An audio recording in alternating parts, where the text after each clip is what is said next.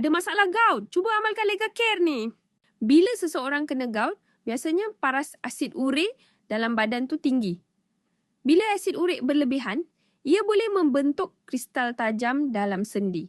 Sebab itu sendi boleh jadi bengkak, pedih dan susah nak bergerak.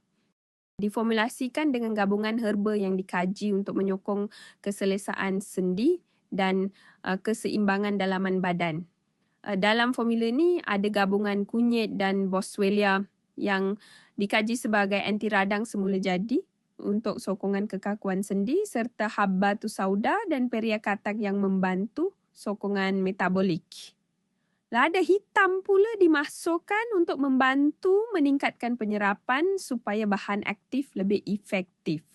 Ambil sebiji pagi dan sebiji malam sahaja. Amalkan secara konsisten supaya sokongan kepada sendi dapat dirasai secara berperingkat. Kalau nak mula jaga sendi dari sekarang, tekan beg kuning di bawah